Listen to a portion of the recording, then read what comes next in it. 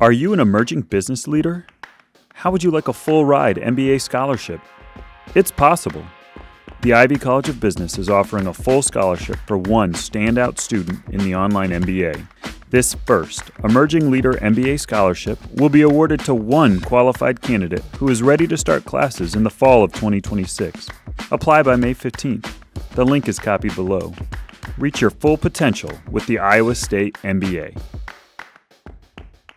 The Business Records News Headlines podcast is brought to you by the Ivy College of Business at Iowa State University, where world-class faculty, staff, programs, and facilities come together to deliver business education for a rapidly changing world. At Ivy, students gain more than a degree, they gain real-world experience and the confidence to lead in any industry.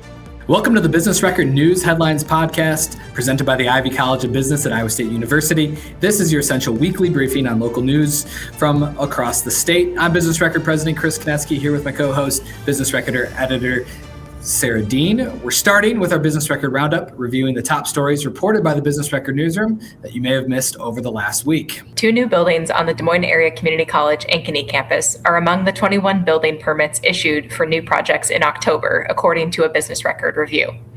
One of the DMAC projects is a 26,000 square foot dental building meant to help increase the college's enrollment capacity by 25%. The other is a 72,000 square foot trades and industry center, which will replace 2 aging buildings on the campus.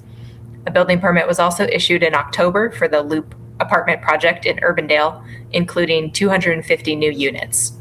Since January 2025, permits have been issued for 138 new projects in the greater Des Moines area, valued at just over $788 million. The Iowa Economic Development Authority has opened applications for a new round of Iowa Manufacturing 4.0 grants.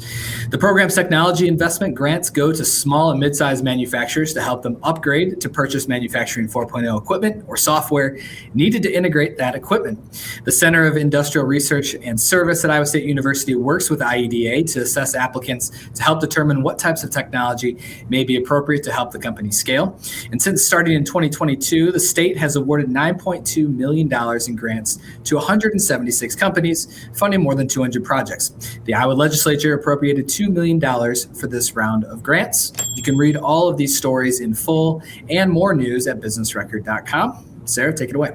Next up is our statewide headlines with the news you need to know from across Iowa. The Quad Cities Business Journal reports that Davenport-based newspaper publisher Lee Enterprises is getting $50 million in investments. A new chairman of its board and its current CEO has announced his retirement. The publisher announced on December 30th that it has entered into a definitive stock purchase agreement for a $50 million strategic equity investment in the company's common stock. The investment is led by David Hoffman, who is the founder and chairman of the family-owned Hoffman family of companies, with participation from existing investors in the company. Lee's president and CEO, Kevin Mowbray, also announced his retirement. Lee publishes more than 350 weekly and specialty publications across 26 states. The Cedar Rapids Gazette reports that the redevelopment of the 400-acre former ACT campus in Iowa City is taking its first steps forward. The property is set to undergo a transformation that will remove an existing building, add commercial development, and create new senior housing. Future phases of the development plan may include various housing types, the first pediatric palliative care center in Iowa, and other community spaces. The developer is working with the city to plan infrastructure improvements, as the area was never identified for development and has never been platted or mapped for construction. The Des Moines Register reports West Des Moines has grown by more than 5,200 people since 2020, according to the results of a special partial census. The city conducted the special census in several faster growing areas, primarily west of Jordan Creek Town Center and south of the Raccoon River. City officials said the city's population is now 7.6% larger than in 2020, with nearly 74,000 people. The growth is expected to bring in millions more dollars in tax revenue through 2030. The West Des Moines City Council approved the results December 30th. The Corridor Business Journal reports a landlord and tenant incentive program in Lynn County housed 37 individuals in its first year, surpassing its initial goal of 30. The Landlord and Tenant Success Initiative was launched by Cedar Rapids Bank and Trust, along with local partners, as a one-year pilot meant to help people facing housing barriers such as past evictions, criminal history, and limited income. Throughout its first year, the initiative has spent less than 50% of its total $100,000 budget. The City of Cedar Rapids has created a position to oversee the program for 2026, and partners are exploring ways to sustain and expand. The Cedar Rapids Gazette reports 1.4 million students nationally have filled out the free application for federal student aid, or FAFSA, since a new application cycle began October 1st. The failed rollout of a new application process 2 years ago dragged completion numbers down at the U.S. Department of Education as the U.S. Department of Education worked to resolve the issues, but they're rebounding this year. Iowa Department of Education data shows Iowa's FAFSA completion rate for the 2025-26 cycle has doubled so far from last year's 18%.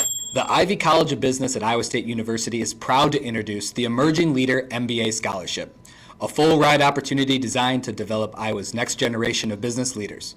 Full ride, full potential. Learn more and apply online at ivybusiness.iastate.edu or by clicking the link in our show description. That's our show for today, but before we go, we have a few things for you to take with you through the rest of your week.